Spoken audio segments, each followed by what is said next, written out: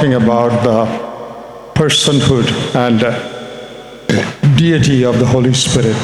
ఈ ఉదయకాలం పరిశుద్ధాత్ముని యొక్క వ్యక్తిత్వాన్ని గురించి అలాగే దైవత్వాన్ని గురించి కొన్ని సంగతులు మనం నేర్చుకున్నాం. We are indwelt by the Holy Spirit as the children of God. దేవుని పిల్లలముగా పరిశుద్ధాత్మ మన అంతరంగములో నివసిస్తున్నాడు. The very name Holy Spirit reminds us of something. పరిశుద్ధాత్ముడు ఒక సంగతిని మనకి జ్ఞాపకం చేస్తూ ఉన్నాడు. That very name, ఆ పేరు, that reminds us of something. పరిశుద్ధాత్మ అనే పేరు ఒక సంగతిని మనకి జ్ఞాపకం చేస్తూ ఉంది. What is that? అదేంటది? He is not just Spirit, He is Holy Spirit. ఆయన కేవలం ఆత్మ కాడు, పరిశుద్ధాత్మ. And He is the one who lives in every child of God. ప్రతి దేవుని బిడ్డలో నివసించేటువంటి వ్యక్తి పరిశుద్ధాత్ముడు. And we should be conscious of the fact that the one who indwells us is holy. కాబట్టి మన లోపల ఎవరైతే నివసిస్తున్నారో ఆయన పరిశుద్ధుడు అనే జ్ఞానాన్ని మనము కలిగి ఉండాలి. We saw this morning that He is a person. ఈ ఉదయకాలం మనం చూసాం ఆయన ఒక వ్యక్తి అని, And He is God Himself. ఆయన స్వయంగా దేవుడని కూడా మనం చూసాం. He is the one who lives in us. ఆయన మన లోపల నివసించేవాడు. If the one who lives in us is holy, then our lives also have to be holy. మనలో నివసించేవాడు పరిశుద్ధుడైతే మన జీవితాలు కూడా పరిశుద్ధంగా ఉండాలి. Holy Spirit, Holy God lives in me. పరిశుద్ధాత్మ అనగా పరిశుద్ధమైన దేవుడు నా లోపల జీవిస్తూ ఉన్నాడు. This morning we read some verses that say that our body is the temple of the Holy Spirit. ఈ ఉదయకాలం కొన్ని వచనాలు మనం చదివాం. మన దేహము పరిశుద్ధాత్మకు ఆలయమై ఉన్నది అని మనం చదువుకున్నాం. If Holy Spirit resides in me, పరిశుద్ధాత్ముడు నా అంతరంగములో నివసిస్తూ ఉంటే I should be careful not to entertain anything contrary to His nature in my heart. నా హృదయములో ఆయన స్వభావానికి విరోధమైనది అది ఏదైనా సరే దానితో నేను ఏకీభవించకూడదు. He is holy. ఆయన పరిశుద్ధుడు. He lives in me.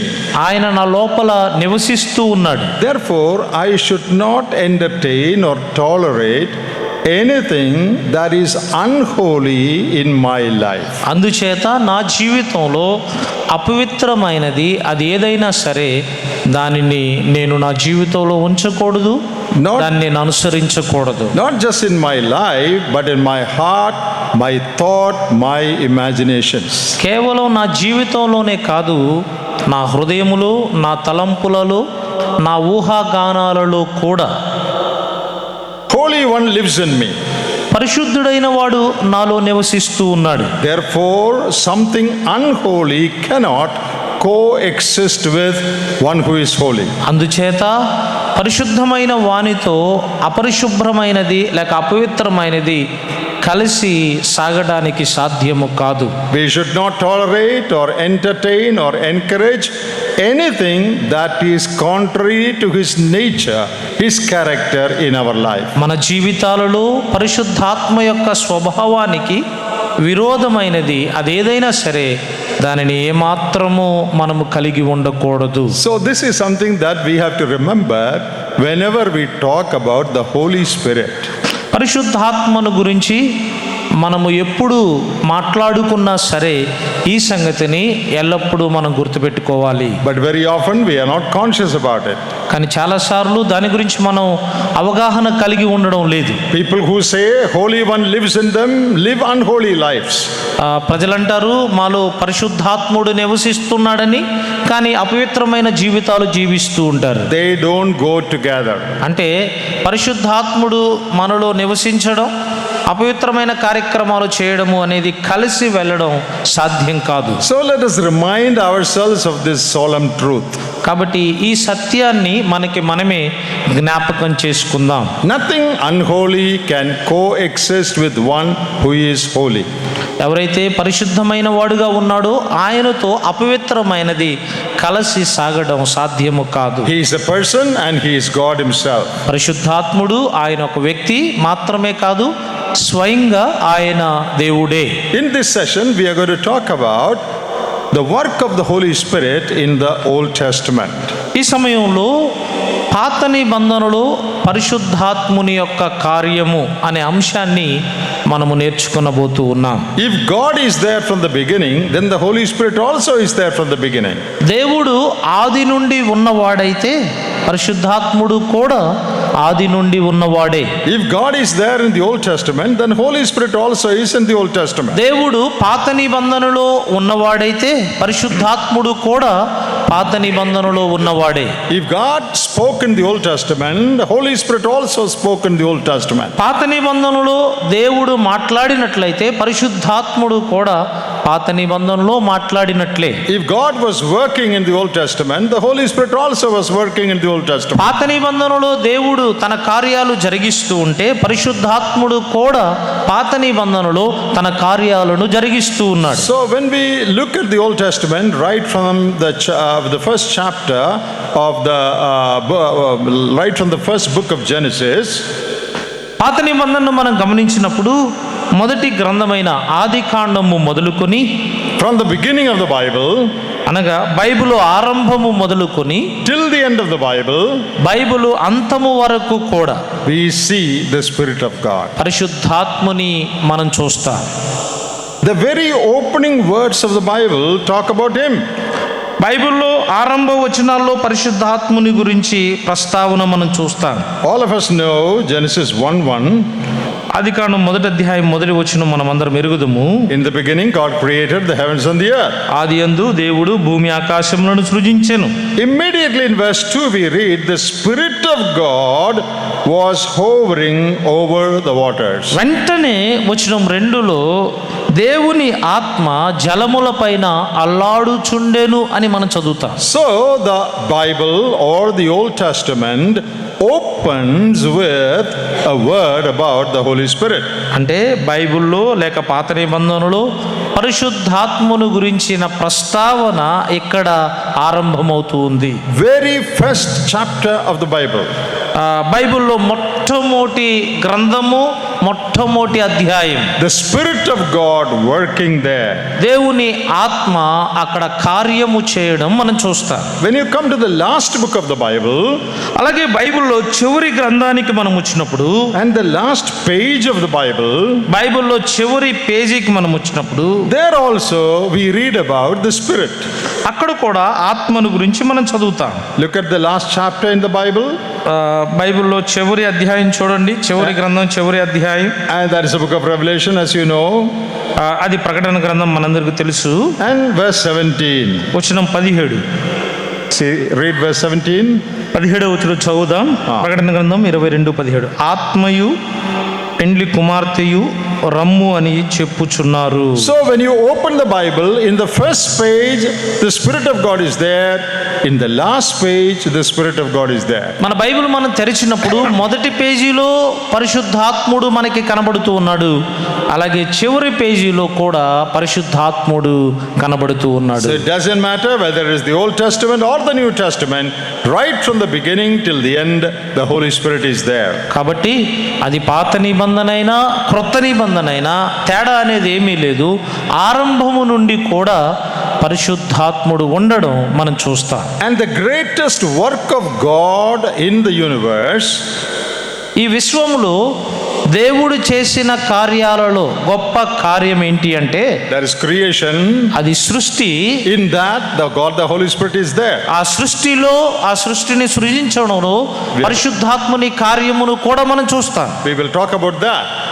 దాని గురించి మనం ఇక్కడ గమనిస్తూ ఉన్నాం. But there is a greater work than creation in the Bible. అయితే సృష్టి కంటే కూడా గొప్ప పని లేక కార్యము బైబిల్లో ఉన్నది. What is that work? ఆ పని ఏంటి? The work of redemption. విమోచన కార్యము. Saving you and me. నిన్ను నన్ను రక్షించుట అనే పని. The redemptive work of God. దేవుని యొక్క విమోచన కార్యము. So, in creation, as we saw in Genesis 1:2, the Holy Spirit plays a part. ఆదికాండము 1వ అధ్యాయం 2వ వచనంలో ఈ సృష్టి యావత్తును నిర్మించడంలో పరిశుద్ధాత్ముడు పాత్ర పోషించాడు. In the same way, in redemption also, the Holy Spirit is set to play a great role. అదే క్రమములో విమోచనలో కూడా పరిశుద్ధాత్ముడు ఒక పాత్రను ఆయన పోషించినట్లుగా మనం చూస్తాం. Redemption of mankind is the greatest work of God. మానవుని యొక్క విమోచన కార్యము అనేది దేవుని యొక్క గొప్ప పని. Creation probably is the second greatest work of God. సృష్టి కూడా గొప్ప పనే, కానీ దేవుడు చేసిన గొప్ప పనులలో రెండవ పని ఈ సృష్టి యావత్తును నిర్మించడం. There also you read about the role of the Holy Spirit. అయితే ఈ మానవుని విమోచించే కార్యములో కూడా పరిశుద్ధాత్ముని యొక్క పాత్రను మనం చూస్తాం. So we will start with the greatest work, that is the work of redemption. కాబట్టి ఈ గొప్ప పరిచర్యతో మనం ఆరంభిద్దాం. అదేది అనగా విమోచన కార్యము. The work of the Holy Spirit in redemption. విమోచన కార్యములో పరిశుద్ధాత్ముని పాత్ర లేక పరిశుద్ధాత్ముని పని. Turn to Isaiah chapter 42. యెషయా గ్రంథం 42వ అధ్యాయాన్ని మనం త్రిప్పుదాం. It begins talking about the Redeemer. 42వ అధ్యాయంలో విమోచనకర్త అయిన ప్రభువుని గురించి మాట్లాడడం మనం ఇక్కడ చూస్తాం. Especially when you read from verses 1 to 9 of Isaiah 42.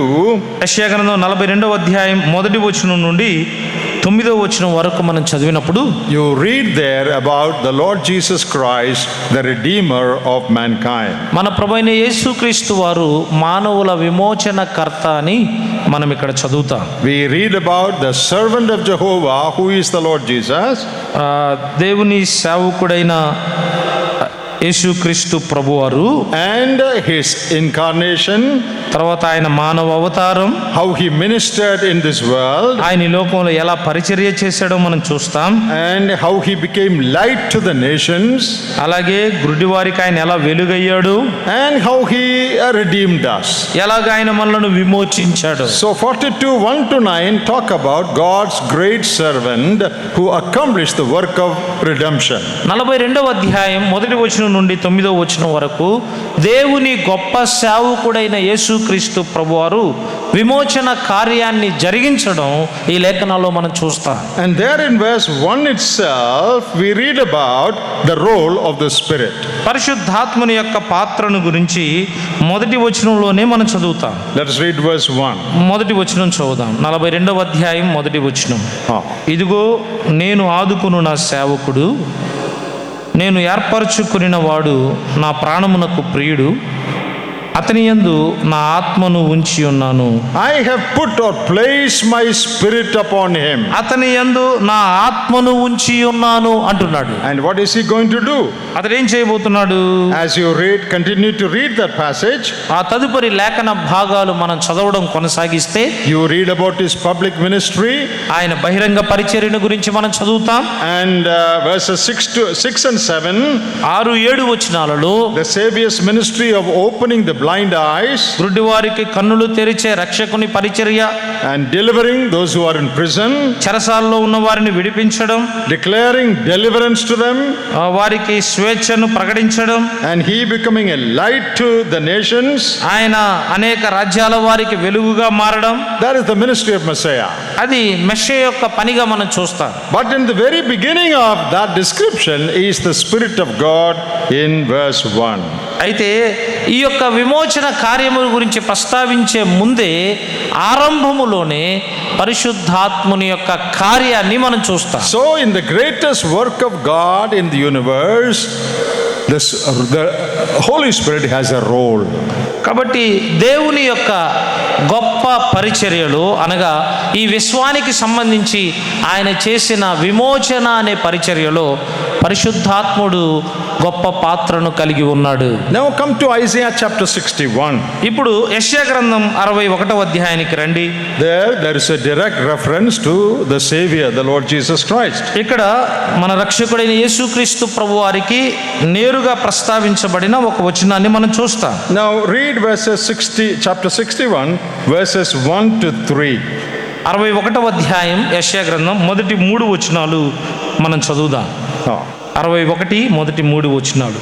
ప్రభువుకు యెహోవా ఆత్మ నా మీదకి వచ్చి ఉన్నది, దీనులకు సువర్తమానము ప్రకటించుటకు యెహోవా నన్ను అభిషేకించాను.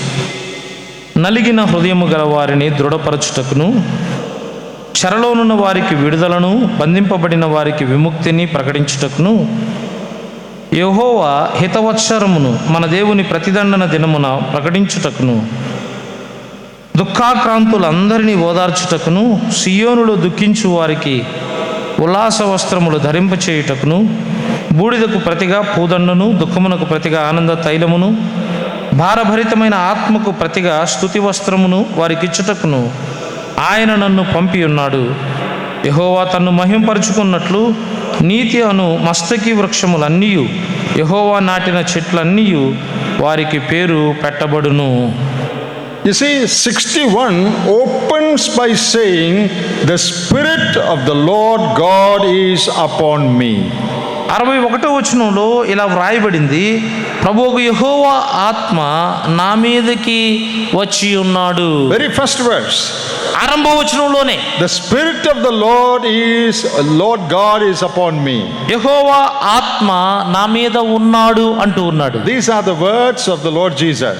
ఇవి మన ప్రభువైన యేసుక్రీస్తు వారు పలికినటువంటి మాటలు. He says, the Spirit of God is upon me. ఆయన అంటూ ఉన్నాడు, ప్రభువుకు యెహోవా ఆత్మ నా మీద ఉన్నాడు అంటూ ఉన్నాడు. And He has sent me. ఆయన నన్ను పంపి ఉన్నాడు. To heal the brokenhearted. ఇదిగో నలిగిన వారిని స్వస్థపరచడానికి లేక దృఢపరచడానికి, To declare good tidings to the poor. చెరలోనున్న వారికి విడుదల ప్రకటించడానికి, Open the prisons. అలాగే విముక్తి కలుగు చేయడానికి లేక విడుదల దయచేయడానికి, Give eyesight to the blind. గుడ్డి వారికి కన్నులు ఇవ్వడానికి. So, but before all that, it says, the Spirit of the Lord is upon me. వీటన్నిటికంటే ముందు ప్రభువుకు యెహోవా ఆత్మ నా మీద ఉన్నాడు అంటున్నాడు. So here also, as we saw in Isaiah 42, here also you see the role of the Spirit in the redemption of mankind. ఎలాగైతే మనము యెషయా గ్రంథంలో మనం గమనిస్తామో, అలాగే ఇక్కడ కూడా మానవుని యొక్క విమోచించుటలో పరిశుద్ధాత్మ యొక్క పాత్రను, ఆయన పనిని మనం ఇక్కడ చూస్తాం. Isaiah 42, యెషయా గ్రంథం 42వ అధ్యాయంలో, Isaiah 61 యెషయా గ్రంథం 61వ అధ్యాయంలో speaks about the Messiah, ఆ మెస్సియాను గురించి ఆ వచనాలు తెలియచేస్తున్నాయి. His incarnation, His work on this earth. ఆయన మానవుడిగా అవతరించడం, భూమి మీద ఆయన చేసినటువంటి పరిచర్య. But the first thing mentioned is, the Spirit of the Lord is upon me. అయితే ఆ పరిచర్యను గురించి ప్రస్తావించే ముందు చెప్పబడిన మొదటి మాట ఏంటి అంటే, ప్రభువుకు యెహోవా ఆత్మ నా మీద ఉన్నాడు. And what all I am going to do, Messiah says. నేనేమేం చేయబోతున్నానో ఆ సంగతులన్నీ మెస్సియా తెలియచేశాడు. Proclaim liberty and open the blind eyes and all that. నలిగిన వారికి దృఢపరచడం, చెరలో ఉన్న వారికి విడుదల దయచేయడం, ఇవన్నీ. And look at verse 2.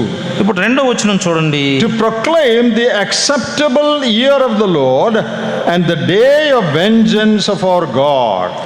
యెహోవా హితవత్సరమును మన దేవుని ప్రతిదండన దినమున ప్రకటించుటకును, దుఃఖాకాంతులారందరినీ ఓదార్చుటకును అన్నాడు. Now, two things mentioned here. ఇక్కడ 2 విషయాలు చెప్పాడు. Jesus is come to proclaim the acceptable year of the Lord. యెహోవా హితవత్సరమును గురించి ప్రకటించడానికి యేసు ప్రభువారు వచ్చారు. And the day of vengeance of our God. అలాగే ప్రతిదండన దినమును గురించి ప్రకటించడానికి వచ్చాడు. So the Spirit of God is upon Messiah and He will do two things. పరిశుద్ధాత్ముడు అతడు 2 కార్యాలు చేస్తాడు. Declare salvation. ఒకటి, రక్షణను ప్రకటిస్తాడు. That is acceptable year of the Lord. అది యెహోవా హితవత్సరము. And also bring forth the vengeance of God. That's రెండవది, punishment. దేవుని ప్రతిదండనను ప్రకటిస్తాడు, అనగా దేవుని శిక్షను గురించి తెలియచేస్తాడు. But between these two sentences, there is a gap of thousands of years. అయితే ఈ రెండిటి మధ్య సుమారుగా వేల సంవత్సరాల కాల వ్యవధి ఉంది. Several thousands of years. చాలా వేల సంవత్సరాల కాల వ్యవధి. In his first coming, he declared the acceptable year of the Lord. మొదటి మాటలు ఏం చెప్పాడు? యెహోవా హితవత్సరము అన్నాడు.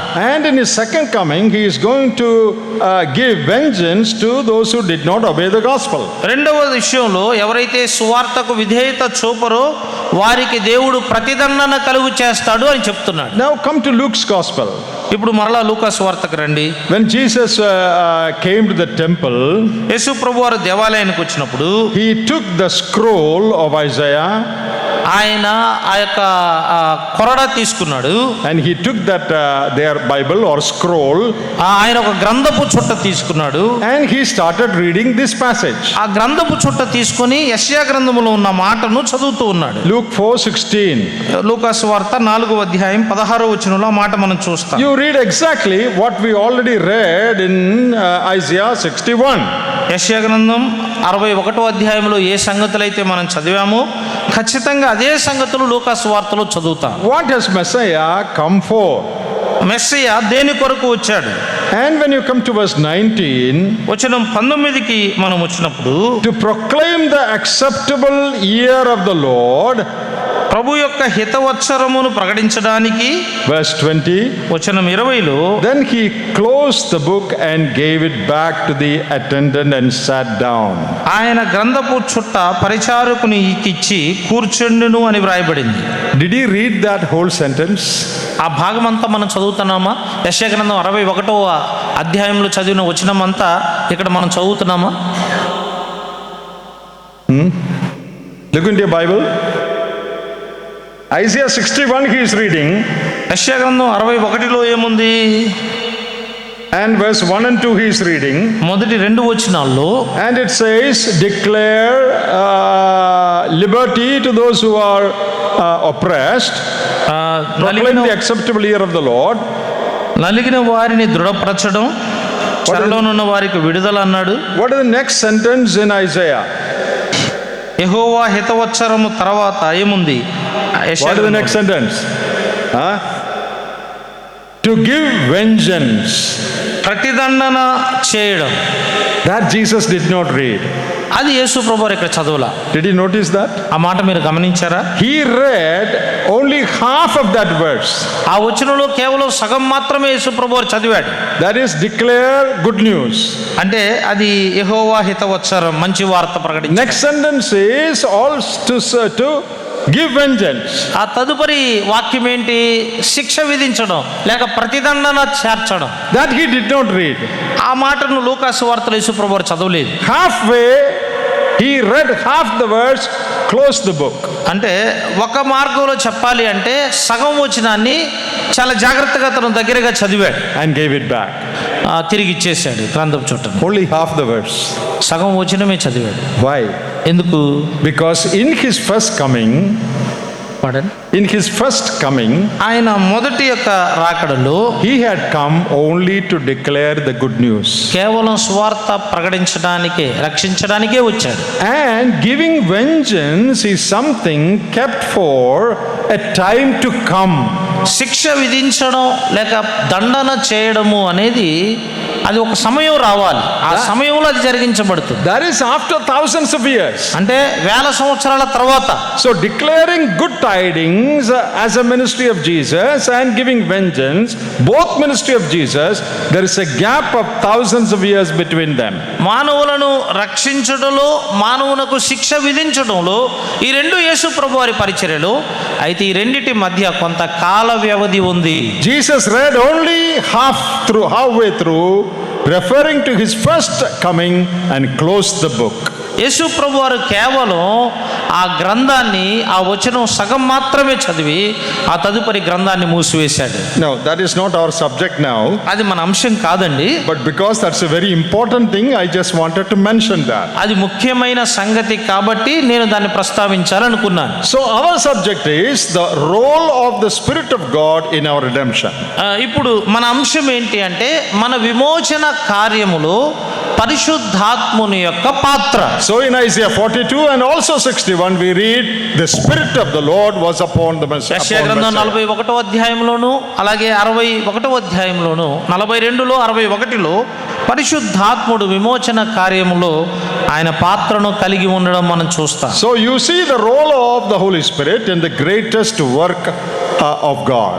దేవుని యొక్క గొప్ప పరిచర్యలో పరిశుద్ధాత్ముని పాత్రను కూడా మనం చూస్తాం. Now secondly, ఇప్పుడు రెండవది, the second greatest work of God is creation. దేవుడు చేసిన కార్యాలలో రెండవ గంభీరమైన కార్యం ఏంటి అంటే సృష్టిని సృజించడం. There also you read about the role of the Holy Spirit. అక్కడ కూడా పరిశుద్ధాత్మ యొక్క పాత్రను గురించి మనం అక్కడ చదువుతాం. We already read that, Genesis chapter 1 and verse 2. ఆ వచనాన్ని ముందుగానే మనం చదివాం. ఆదికాండము 1వ అధ్యాయం 2వ వచనం. The Spirit of God was hovering upon the waters. దేవుని ఆత్మ జలముల పైన అల్లాడుచుండెను అని వ్రాయబడింది. So that's the beginning of creation. అది సృష్టి యొక్క ఆరంభం. That's a part of creation. అది సృష్టిలో ఒక భాగం. And the Holy Spirit plays a role in it. పరిశుద్ధాత్ముడు ఆ విషయంలో ఒక పాత్రను ఆయన పోషించాడు. In Job chapter 26, యోబు గ్రంథం 26వ అధ్యాయములో read verse 13. వచనం 13 మనం చదువుదాం. There we read something about the Spirit and creation.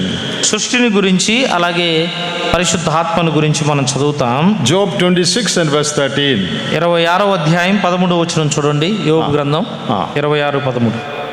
దేవుని వలన భక్తిహీనులకు నియమింపబడిన భాగము ఇది బాధించువారు సర్వశక్తిని వలన పొందు స్వాస్థ్యము. Now in the English Bible, English బైబిల్లో you know, the second part says, రెండవ భాగం ఇలా ఉంది. by his Spirit he adorned the heavens. ఆయన తన ఆత్మ ద్వారా పరలోకమును స్వాస్థ్యముగా చేశాడని వ్రాయబడింది. Is that the sense in Telugu? No. Eh? స్వాస్థ్యము is there. That is the Spirit. Yeah. So the English Bible clearly says, English బైబిల్లో చాలా స్పష్టంగా చెప్పబడింది. by his Spirit he adorned, he decorated the heavens. ఆయన తన ఆత్మ ద్వారా పరలోకమును స్వాస్థ్యముగా ఏర్పాటు చేశాడు. So that means he created the heavens and the earth by his Spirit. అంటే ఆత్మ ద్వారానే ఆయన ఈ ఆకాశమును భూమిని నిర్మించాడు. He adorned the heavens by his Spirit. తన ఆత్మ ద్వారా ఆయన ఆకాశమును కలుగు చేశాడు. So the Spirit has a role in redemption, the Spirit has a role in creation. కాబట్టి సృష్టిలో రక్షణలో పరిశుద్ధాత్ముడు పాత్రను కలిగి ఉన్నాడు. Thirdly, మూడవది, the Spirit of God has a role in giving life to humanity and other creatures. మానవులకు వేరే జాతికి అనగా ప్రతి జీవికి కూడా జీవాన్ని పంచుటలో పరిశుద్ధాత్ముడు పాత్రను కలిగి ఉన్నాడు. Life giving Spirit. ఆత్మ జీవమును అనుగ్రహించే ఆత్మ. Look at Psalm 104. 104వ కీర్తన చూడండి. కీర్తనల గ్రంథం 104వ కీర్తన verses 29 and 30. 29-30 వచనాలు. 104, 29, 30. 104వ కీర్తన 29-30 వచనాలు. నీవు ముఖము మరుగు చేసుకొనగా అవి కలతపడును, నీవు వాటి ఊపిరి తీసివేయినప్పుడు అవి ప్రాణములు విడిచి మంటిపాలగును. Verse 30 in the English Bible it says, verse 30 30వ వచనంలో in the English Bible it says, English Bible ఇలా వ్రాయబడింది.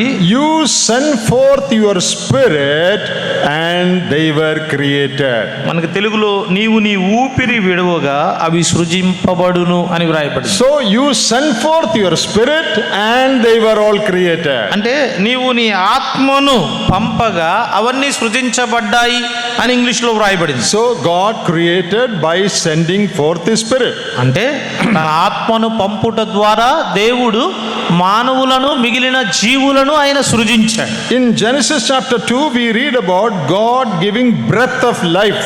ఆదికాండము 2వ అధ్యాయములో దేవుడు మానవుని యొక్క నాసికా రంధ్రములలో జీవాత్మను ఊదడం మనం చదువుట. So that word for breath is the word spirit. అక్కడ జీవాత్మ అనే మాట ఆత్మను గురించే ప్రస్తావించబడింది. That's the same word translated as spirit elsewhere. అదే మాట మిగిలిన స్థలాల్లో ఆత్మగా అనువాదము చేయబడింది. So what are we trying to say? మనం ఇక్కడ ఏం చెప్పడానికి ప్రయత్నం చేస్తున్నాం? God sent forth his spirit and all things were created. దేవుడు తన ఆత్మను పంపగా జీవులన్నీ కూడా సృజించబడ్డాయి. And life was given to humanity and to other creatures by this breath of God or the Spirit of God. దేవుని జీవాత్మ ద్వారా అనగా పరిశుద్ధాత్మ ద్వారా మానవులకు మిగిలిన జీవులకు జీవము అనేది ఇవ్వబడింది. So in creation he has a role. కాబట్టి సృష్టిలో పరిశుద్ధాత్ముడు పాత్రను కలిగి ఉన్నాడు. In redemption he has a role in being upon the Savior. ఆయన విమోచన కార్యములో కూడా రక్షకుని నియమించుటలో పరిశుద్ధాత్ముడు పాత్రను కలిగి ఉన్నాడు. And in the life giving work also he has a role in giving the breath of life. అలాగే జీవాన్ని ఇచ్చుటలో కూడా ఆయన పాత్రను కలిగి ఉన్నాడు. And in Genesis chapter 6 we read ఆదికాండము 6వ అధ్యాయంలో మనం చదువుతాం, his work of convicting sinners. పాపములను ఒప్పింపచేయడం అనే ఆయన పరిచర్య. Not only in the New Testament, అది కేవలం క్రొత్త నిబంధనలోనే కాదు, we are talking about the working of the Holy Spirit in the Old Testament. మనం పాత నిబంధనలో పరిశుద్ధాత్మ పరిచర్యను గురించి మాట్లాడుకుంటున్నాం. Look at verse 3 of Genesis 6. ఆదికాండము 6వ అధ్యాయం 3వ వచనం చూడండి. 6:3 అప్పుడు యెహోవా, నా ఆత్మ నరులతో ఎల్లప్పుడూ వాదించదు. My spirit shall not strive with man all the time. నా ఆత్మ నరులతో ఎల్లప్పుడూ వాదించదు. So here in the Old Testament, the book of Genesis, you see the Spirit of God speaking to people to convict them of their sin. ఇక్కడ పాత నిబంధనలో ఆత్మదేవుడు లేక పరిశుద్ధాత్మ దేవుడు ప్రజలను తమ పాపము విషయములో ఒప్పింపచేస్తూ ఉన్నాడు. Now in the following verses you read about the terrible sinful condition of humanity in those days. ఆ తదుపరి వచనాలు మనం చదివితే ఆ కాలములో మానవుల యొక్క భయంకరమైన పాప స్థితిని మనం చదువుతాం. And God deciding to destroy the whole earth through a flood. ఒక జల ప్రళయము ద్వారా దేవుడు ఆ భూమి మీద ఉన్న వారందరినీ కూడా నాశనం చేయాలనుకున్నాడు. So that is the context. ఆ సందర్భం అది. But there also the Spirit of God has a role. అయితే అక్కడ కూడా ఆత్మ దేవుడు ఒక పాత్రను కలిగి ఉన్నాడు. Striving with men and women, trying to convict them of their sin. ప్రజలను అనగా స్త్రీ పురుషులను వారి పాపముల విషయమై వారు ఒప్పుకొనేటట్లుగా వారితో వాదిస్తూ ఉన్నాడు. Now in the New Testament we read something similar. క్రొత్త నిబంధనలో కూడా ఇలాంటి సంగతినే మనం చదువుతాం. In John chapter 16, యోహాను సువార్త 16వ అధ్యాయంలో when you read from 8 to 11, 8వ వచనం నుండి 11వ వచనం వరకు మనం చదివినప్పుడు the Lord Jesus spoke about something similar. యేసుక్రీస్తు ప్రభువారు ఇలాంటి సందర్భాన్ని అక్కడ ప్రస్తావించాడు. When the Spirit shall come, he will convict the people of their sin. ఆత్మ వచ్చినప్పుడు ఆయన మానవులను వారి పాపము విషయమై ఒప్పింప చేస్తాడు అని వ్రాయబడింది. That work was there in the Old Testament also. ఆ యొక్క ఒప్పింప చేసే పరిచర్య పాత నిబంధనలో కూడా మనం చూస్తాం. Today when the word of God is preached, ప్రస్తుతం సువార్త ప్రకటించబడినప్పుడు the Spirit of God strives with people and tries to convict them of their sin. ఆత్మ దేవుడు ప్రజలు తమ పాపము విషయములో ఒప్పింప చేయబడేటట్లుగా వారిని ప్రేరేపిస్తాడు, వారితో వాదిస్తాడు. That was there in the Old Testament also. ఆ పరిచర్య పాత నిబంధనలో కూడా ఉన్నది. Even when Noah preached, నోవహు ప్రకటించినప్పుడు in the midst of that sinful generation, ఆ పాపాత్ములైన మానవుల మధ్య లేక ఆ పాపుల తరము మధ్య the Spirit of God was striving with people. దేవుని ఆత్మ ప్రజలతో వాదిస్తూ ఉన్నాడు. Here is something that we need to take a practical lesson from. ఇక్కడ ఒక అన్వయింపదగిన పాఠాన్ని మనం నేర్చుకునవలసిన వారంగా ఉన్నాం. When the Spirit of God deals with us, దేవుడి ఆత్మ మనతో వ్యవహరించేటప్పుడు we must be honest enough to acknowledge our sin. మన పాపమును మనం ఒప్పుకోవడానికి చాలా యథార్థంగా ఉండాలి. Because in Genesis 6 we read, he will not strive always. ఎందుకంటే ఆదికాండము 6వ అధ్యాయం 3వ వచనంలో ఆ మాట మనం చదివాం. ఆయన ఎల్లప్పుడూ వాదించడు. When he deals with sinners, ఆయన పాపులతో వ్యవహరించేటప్పుడు he will convict them of their sin. ఆయన మన పాపము విషయమై ఒప్పింప చేస్తాడు. But if they refuse continuously, అయితే మనము ఆయన ఇదిగో నువ్వు తప్పు చేసావని చెప్పినప్పుడు ఆయన మాటను సారి మనం తిరస్కరిస్తూ ఉంటే, if they will not listen to him, మనం ఆయన మాటను వినకపోతే slowly the Spirit of God will withdraw his ministry of striving with them. క్రమేణా మనుషులతో వాదించే పరిచర్య అనగా ఇదిగో నువ్వు తప్పు చేసావు, పాపం చేసావు, పొరపాటు చేసావు అనే పరిచర్య చేయడం పరిశుద్ధాత్ముడు ఆపివేస్తాడు. That's a very, very dangerous situation. అది చాలా చాలా ప్రమాదకరమైన పరిస్థితి. A situation where the Spirit of God no more speaks to people. పరిశుద్ధాత్ముడు ఇక ప్రజలతో మాట్లాడకుండా ఉండే అటువంటి సమయం. It is good if the Spirit of God is convicting us. పరిశుద్ధాత్ముడు మనతో వాదించడం, మన తప్పును చూపించడం అనేది చాలా మంచిది. But in the lives of some people, అయితే కొద్దిమంది జీవితాలలో there may come a point when the Spirit says, enough, I don't want to speak to him again. ఒకానొక సమయం వస్తుంది. ఆ సమయంలో పరిశుద్ధాత్ముడు అంటాడు, ఇక చాలు, నువ్వు చేసిన తప్పు విషయమై ఏ మాత్రము నిన్ను నేను హెచ్చరించను. That is a very, very dangerous situation when the Spirit of God withdraws from his ministry of striving. పరిశుద్ధాత్మ దేవుడు ఒప్పింప చేసే తన పరిచర్యను ఆపివేసినప్పుడు, ఆయన మౌనంగా ఉన్నప్పుడు అది నిజంగా చాలా ప్రమాదకరమైన పరిస్థితి. Now what about believers? విశ్వాసుల గురించి ఏంటి? Well, we are not in danger of going to hell in any case. మనము మొత్తానికి అగ్నిగుండం అనే ప్రమాదం నుండి మాత్రం తప్పించబడ్డాం. Because we are already saved. మనం రక్షించబడ్డాం. But when the Spirit of God enlightens our mind concerning something in our life, అయితే మన జీవితాల్లో ఏదో ఒక దాని విషయమై పరిశుద్ధాత్ముడు మనకి తెలియచేసినప్పుడు, when the Spirit of God speaks to us, పరిశుద్ధాత్ముడు మనతో మాట్లాడినప్పుడు, shows us our failures, మన ఓటములను, మన లోపములను అతడు మనకి తెలియచేసినప్పుడు, convicts us of something wrong, ఇదిగో మనం పలాని తప్పు చేశాము అని అర్థమయ్యేటట్లుగా ఆయన మనకి తెలియచేసినప్పుడు, if we do not correct ourselves, ఆ సమయంలో మనలను మనం సరిచేసుకోకపోతే, if we do not yield to his promptings, ఆయన యొక్క హెచ్చరికలకు మనము లోబడకపోతే, there may come a time when the Spirit of God will not strive with us anymore and we will not feel anything even when we commit sin. ఒకానొక సమయం వస్తుంది.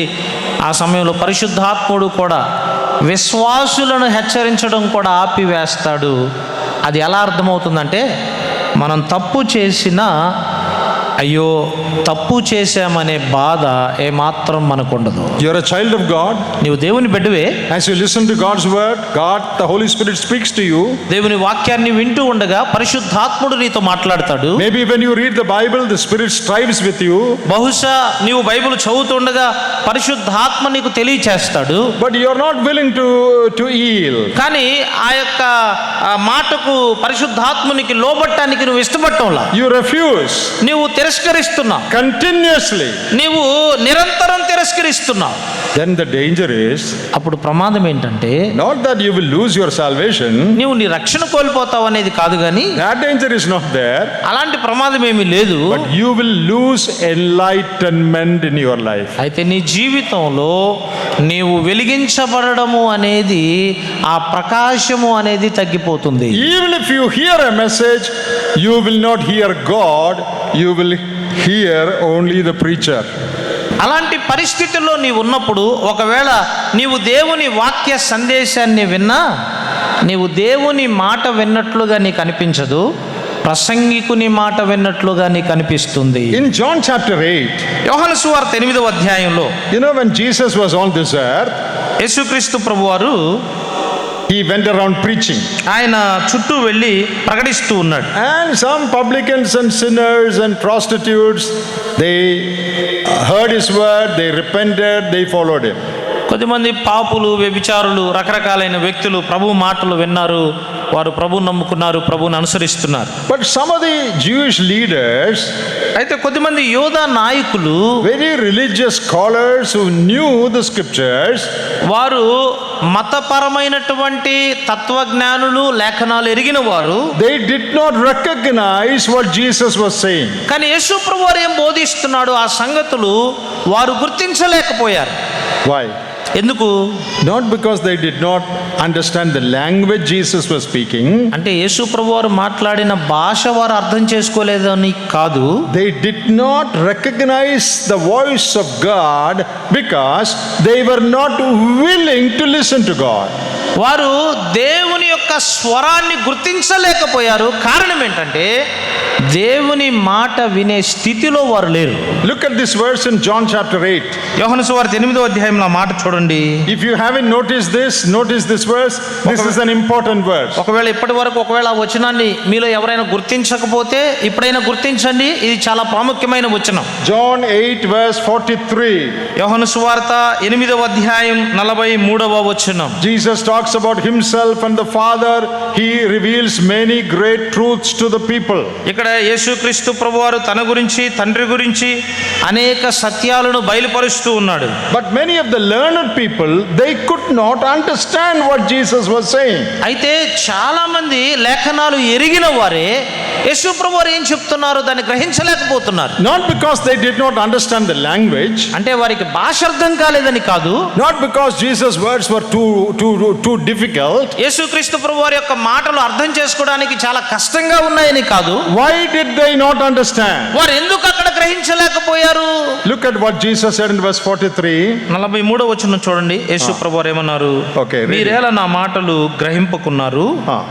మీరు నా బోధ విననేరకుండుట వలననే కదా. Why is it that you are not able to understand my message? మీరు నా మాటలు ఎందుకు గ్రహింపకున్నారు అంటూ ఉన్నాడు. In the Malayalam Bible it says, Malayalam Bible ఇలా వ్రాయబడింది, because you are not willing to hear. మీరు నా బోధ వినడానికి ఇష్టపడడం లేదు కాబట్టి అని మలయాళంలో వ్రాయబడింది. You don't want God to speak to you.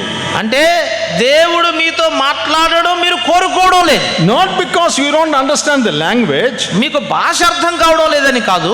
You are unable to understand the truth of what I am saying because in your heart you have decided that we do not want this. మేము చెప్పే సత్యాన్ని మీరు అర్థం చేసుకోలేకపోతున్నారు. కారణం ఏంటంటే వారి హృదయాల్లో వారు ఎలాంటి తీర్మానం అంటే నీ మాటలు మాకు అక్కరలేదు అనే తీర్మానం కలిగి ఉన్నారు. That should not happen to us.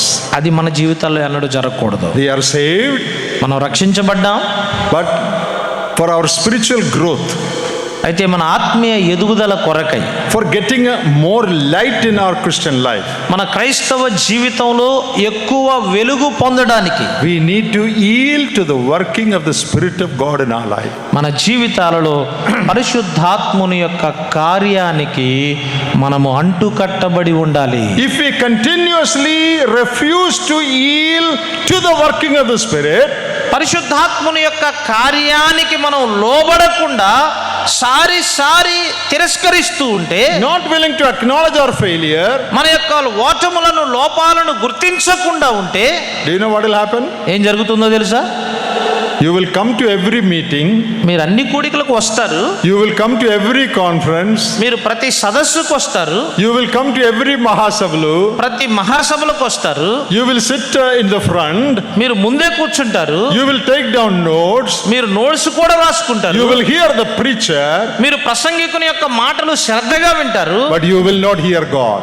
కానీ దేవుని స్వరం మాత్రం మీకు వినపడదు. Did you understand that? మీకు అర్థమైంది ఈ మాట? You hear the voice of the preacher in your ears. మీరు వినేటప్పుడు ప్రసంగికుని యొక్క స్వరాన్ని, శబ్దాన్ని మాత్రమే వింటారు, But you do not hear God speaking to your spirit. అయితే దేవుడు నీ ఆత్మతో మాట్లాడడం మీరు వినరు. you will go home as you came. మీరు ఎలా వచ్చారో అలాగే తిరిగి ఇంటికి వెళ్ళిపోతారు. Next meeting also you will come. తర్వాత కుడికి కూడా వస్తారు. Next year also you will come. తర్వాత సంవత్సరం కూడా వస్తారు. No change in your life. మీ జీవితంలో ఎటువంటి మార్పు రాదు. You will continue to love money as you loved it 10 years ago. 10 సంవత్సరాల క్రితం డబ్బుని ఎలా ప్రేమించేవారో 10 సంవత్సరాలు వాక్యం విన్న తర్వాత కూడా డబ్బును అలాగే ప్రేమిస్తారు. All the jealousy and bitterness you had towards people 5 years ago, you still have that. 5 సంవత్సరాల క్రితం తోటి విశ్వాసుల మీద మీకున్న అసూయ, ద్వేషము, అంత వాక్యం 5 సంవత్సరాలు విన్న తర్వాత కూడా అదే కొనసాగుతుంది. You have no victory in your thought life. నీ యొక్క తలంపుల మీద నీకు విజయం లేదు. You cannot have victory over quarrels and bitterness. చేదు అలాగే గొడవల మీద నీకు విజయం లేదు. Do you know why? ఎందుకో తెలుసా? Because you continuously refuse the striving of the Spirit of God. ఎందుకంటే పరిశుద్ధాత్ముడు ఇదిగో నీలో ఈ లోపం ఉంది అని వాదిస్తున్నాడే, ఆయన వాదనను అణిచివేస్తూనే ఉన్నాను. Oh dear brothers and sisters, ప్రియ సహోదరి సహోదరుడా, the Spirit of God shall not strive with us always. పరిశుద్ధాత్ముడు ఎల్లప్పుడూ మనలను వాదించేవాడు కాదు. That is primarily true of unbelievers. ప్రాథమికంగా అది అవిశ్వాసులకు సంబంధించినది. But in another sense, I think it is true about believers also. అయితే వేరే కోణములో నేను నమ్ముతున్నాను, విశ్వాసుల విషయంలో కూడా సారి మనం తిరస్కరిస్తుంటే ఆయన కూడా ఇది తప్పు అని చెప్పడం ఆపివేస్తాడు. That is why even after hearing so many messages and reading the Bible for so many years, there is no transformation in the lives of some people. అందుచేతనే అనేక సంవత్సరాలు వ్యక్తిగతంగా వాక్యం చదివిన తర్వాత కూడా, అనేక సంవత్సరాలు దేవుని వాక్యాన్ని విన్న తర్వాత కూడా చాలా మంది జీవితాలలో ఎటువంటి మార్పు కనబడడం లేదు. Jesus said in John 16, when the Spirit shall come, he will convict. యోహాను సువార్త 16వ అధ్యాయంలో యేసు ప్రభువారు చెప్పాడు, పరిశుద్ధాత్ముడు వచ్చినప్పుడు ఆయన మీ పాపముల విషయమై మిమ్మును ఒప్పింపచేస్తాడు. Primarily leading people to salvation. ప్రాథమికంగా ఆయన ప్రజలను రక్షణలోనికి నడిపిస్తాడు. I think secondarily his work would help us to turn away from our wrong ways and live a holier life. అలాగే రెండవదిగా నమ్మిన మనము మన యొక్క అపవిత్రత నుండి, మన పాపముల నుండి వెనుదిరిగిన వారమై పరిశుద్ధత కలిగి జీవించడానికి. Now as we continue through the Old Testament, పాత నిబంధనలో పరిశుద్ధాత్ముని యొక్క పరిచర్యను గురించి మనం మాట్లాడుకుంటూ ఉండగా we read that the Spirit of God came upon many men of God in the Old Testament. పాత నిబంధనలో పరిశుద్ధాత్మ దేవుడు అనేక మంది భక్తులైన వారి మీదకు వచ్చాడు. On certain judges, కొద్దిమంది న్యాయాధిపతుల మీదకు ఆయన వచ్చాడు. warriors and prophets. కొద్దిమంది ప్రవక్తల మీదకు వచ్చాడు. And when the Spirit of God came upon them, they had extraordinary power. వారి మీదకి పరిశుద్ధాత్ముడు వచ్చినప్పుడు వారు అతీతమైన శక్తిని కలిగిన వారయ్యారు. And they perform adventurous things. వారు అద్భుతమైన కార్యాలను జరిగించారు. They said wonderful words. వారు అద్భుతమైన మాటలు పలికారు. Because the Spirit of God came upon them. ఎందుకంటే పరిశుద్ధాత్ముడు వారి మీదకు వచ్చిన కారణాన వారు అవన్నీ చేయగలిగారు. Now in the Old Testament, the Spirit of God was coming and going. అయితే పాత నిబంధనలో పరిశుద్ధాత్ముని ప్రస్తావన ఎలా అంటే ఆయన వస్తాడు, పోతాడు. And he comes to empower people for a particular mission. When the mission is over, he departs. ఒక ప్రత్యేకమైన పరిచర్యను జరిగించడానికి పాత నిబంధనలో పరిశుద్ధాత్ముడు ఆ వ్యక్తుల మీదకి వస్తాడు. ఆ పరిచర్య ముగించిన తర్వాత పరిశుద్ధాత్ముడు వెళ్ళిపోతాడు. Let us look at some examples. కొన్ని ఉదాహరణలు కూడా ఉన్నాయి. In Numbers chapter 27 సంఖ్యాకాండము 27వ అధ్యాయం and verse 18, వచనం 18. there we read about Joshua. ఇక్కడ యోషువాని గురించి మనం చదువుతాం. 27వ అధ్యాయం 18వ వచనం యెహోషువ గురించి మనం చదువుతాం.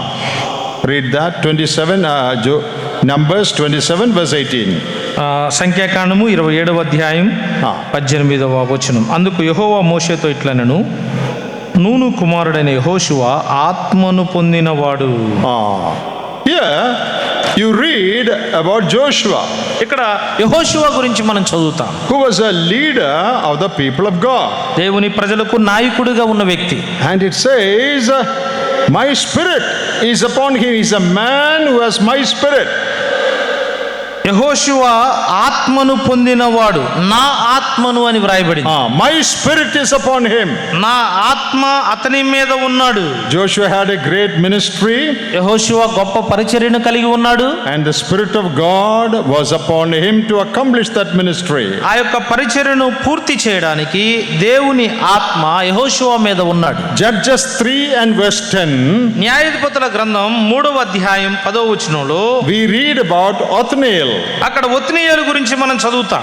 In Judges 6 verse 34, న్యాయాధిపతుల గ్రంథం 6వ అధ్యాయం 34వ వచనంలో we read about Gideon. మనం గిద్యోను గురించి మనం అక్కడ చదువుతాం. Spirit of God came upon him. యెహోవా ఆత్మ గిద్యోను మీదకు వచ్చినట్లుగా. In Judges 13 verse 25, న్యాయాధిపతుల గ్రంథం 13వ అధ్యాయం 25వ వచనంలో chapter 14 verse 6, 14వ అధ్యాయం 6వ వచనంలో we read the Spirit of God came upon Samson. సంసోను మీదకి యెహోవా ఆత్మ రావడం మనం చూస్తాం.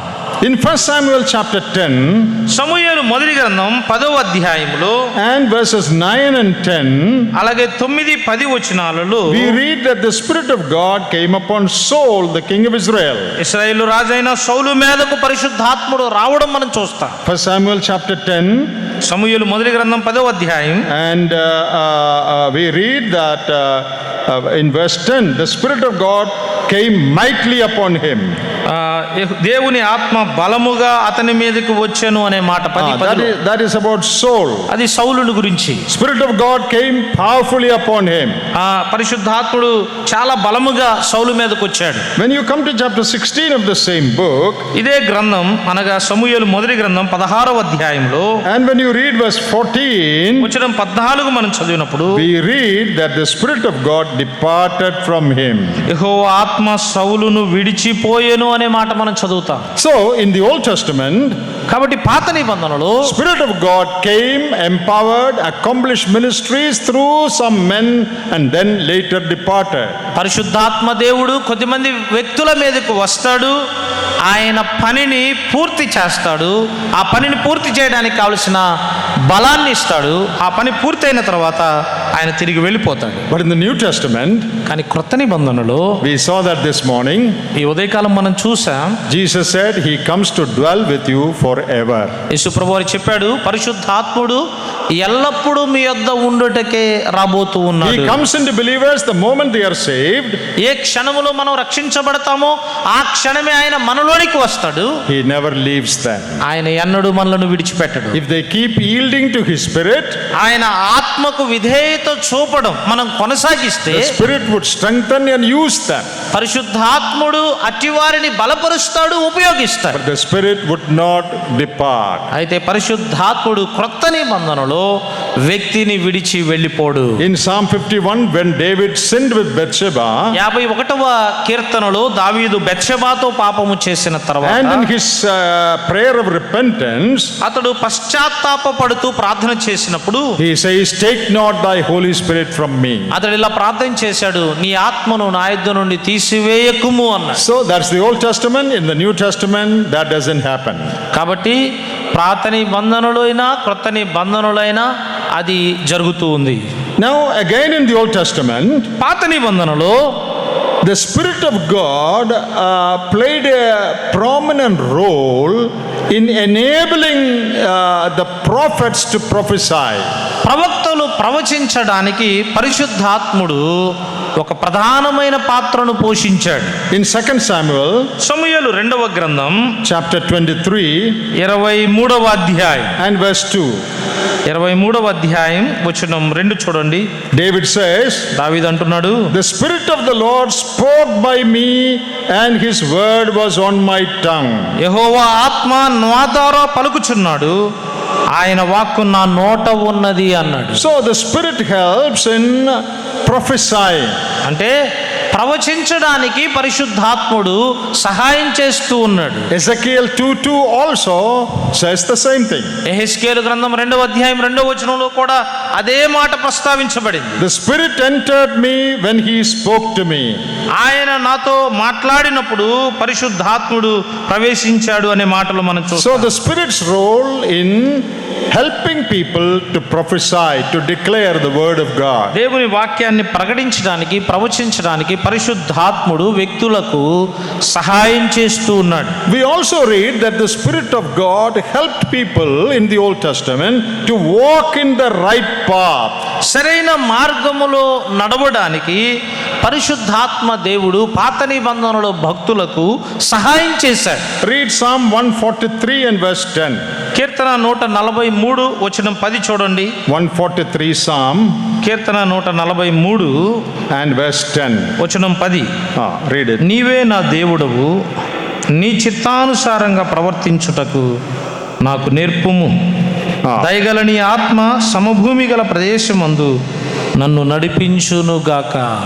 In the English it says, in the English Bible it says, English Bible ఇలా వ్రాయబడింది, your spirit helps me to walk in the right path. సరైన మార్గములో నడవడానికి నీ ఆత్మ నాకు సహాయము చేయును అని వ్రాయబడింది. Yeah, I think in other translations also that is the meaning. Your spirit leads me in the right path. నీ ఆత్మ సమభూమి గల ప్రదేశమందు నన్ను నడిపించును అన్నాడు. So the Spirit of God enabled people in the Old Testament to walk in the right path. అనగా పాత నిబంధనలో ఉన్న ప్రజలు సరైన మార్గములో నడవడానికి పరిశుద్ధాత్మ దేవుడు సహాయం చేస్తూ వచ్చాడు. In Ezekiel chapter 36 యెహెజ్కేలు గ్రంథం 36వ అధ్యాయములో and in verse 27 వచనం 27లో we read, when the Spirit of God comes into our heart, He will make us walk according to His statutes. నా ఆత్మను మీ అందుంచి నా కట్టడలను అనుసరించు వారిని గాను అన్నాడు. When I put my spirit inside of you, నా ఆత్మను మీ అందు ఉంచినప్పుడు that will help you to walk according to God's statutes. దేవుని కట్టడలను అనుసరించి నడవడానికి ఆ ఆత్మ సహాయపడతాడు. Finally, చివరిగా coming to Isaiah chapter 11, యెషయా గ్రంథం 11వ అధ్యాయానికి రండి. you know, that's a very special portion. చాలా ప్రత్యేకమైన భాగం అది. Isaiah chapter 11. యెషయా గ్రంథం 11వ అధ్యాయం. We'll just look at just a few things there and then close. కొన్ని విషయాలు ఇక్కడ మనం ప్రస్తావించుకుని ముగించుకుందాం. We read about Messiah there. ఇక్కడ మెస్సియాను గురించి మనం చదువుతాం. There you read about the Spirit also. ఇక్కడ ఆత్మను గురించి కూడా మనం చదువుతాం. Read verse 1. మొదటి వచనం చూడండి. 11:1. యెషయా గ్రంథం 11వ అధ్యాయం మొదటి వచనం. యెషయి ముద్దు నుండి చిగురు పుట్టును, వాని వేరుల నుండి అంకురము ఎదిగి ఫలించును. This is a prophecy about the Messiah. ఇది మెస్సియాను గురించిన ప్రవచనం. So this is about the Lord Jesus. ఇది మన ప్రభువైన యేసుక్రీస్తు వారి గురించిన ప్రవచనం. And verse 2 says, the Spirit of the Lord shall be upon him. యెహోవా ఆత్మ ఆయన మీద ఉండును అని వ్రాయబడింది. ఆయన మీద నిలుచును చివరిలో. Then verse 2 talks about 7 aspects of the Spirit of God. రెండవ వచనంలో పరిశుద్ధాత్ముని యొక్క 7 సంగతులను గురించి ప్రస్తావిస్తూ ఉంది. 7 సంగతులు ఉన్నాయి. Shall we just read that? ఆ వచనం మనం చదువుదాం చూడండి. Isaiah 11 verse 2 talks about 7 aspects of the Holy Spirit. యెషయా గ్రంథం 11వ అధ్యాయం 2వ వచనంలో పరిశుద్ధాత్మకు సంబంధించిన 7 సంగతులు మనం అక్కడ చూస్తాం. So if you look in your Bible, you can see that it is there. Me Bible గనక మీరు గమనించినట్లయితే ఆ సంగతులు మనం చూడగలుగుతాం. Now look at those things. గమనించండి. Spirit of the Lord shall rest upon him, the spirit of wisdom, జ్ఞాన వివేకములకు ఆత్మ అన్నాడు. and understanding. Spirit, wisdom and understanding. జ్ఞానము, వివేకము, అలాగే అర్థం చేసుకోవడం. Then spirit of counsel. ఆ తర్వాత ఆయన బోధించే ఆత్మగా ఉన్నాడు. And might. బలము కలిగిన ఆత్మ. Spirit of the knowledge. జ్ఞానమును అనుగ్రహించే ఆత్మ. And fear of the Lord. అలాగే ఆధారముగు ఆత్మ అన్నాడు తెలుగులో మనకి. You know, fear of the Lord. భయభక్తులను పుట్టించు ఆత్మ అన్నాడు. So several aspects of the Spirit of God mentioned there. ఇలాగూ ఆత్మను గురించిన కొన్ని సంగతులు ఇక్కడ ప్రస్తావించబడ్డాయి. The Spirit of the Lord shall rest upon him. Him is Messiah. ఆయన మీద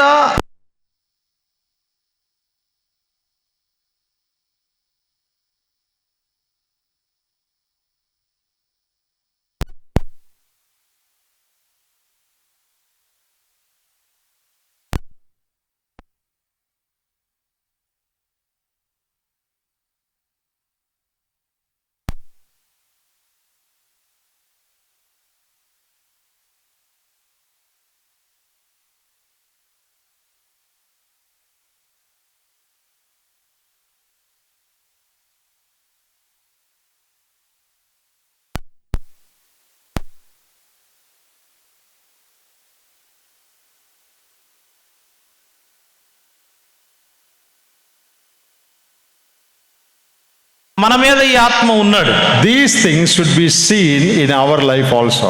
ఈ విషయాలన్నీ మనలో కూడా కనబడాలి.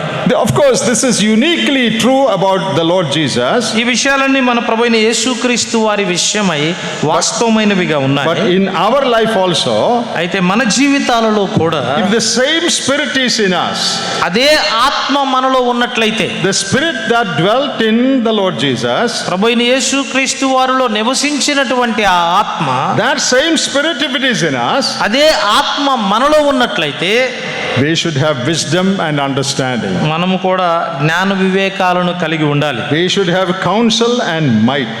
ఆలోచన బలములను కలిగి ఉండాలి. And we should have knowledge and fear of the Lord. తెలివి, దేవుని భయమును మనం కలిగి ఉండాలి. As verse 3 says, we should delight in the fear of the Lord.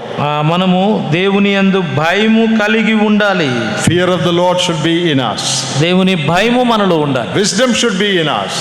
జ్ఞానము, వివేకం మనలో ఉండాలి. Discernment should be in our life. ఆ వివేచన జ్ఞానము మనలో ఉండాలి. Because the Spirit of God is upon us. ఎందుకంటే యెహోవా ఆత్మ మన మీద ఉన్నాడు. It was upon Jesus, యేసు ప్రభువారి మీద యెహోవా ఆత్మ ఉన్నాడు. and He manifested it in His public ministry.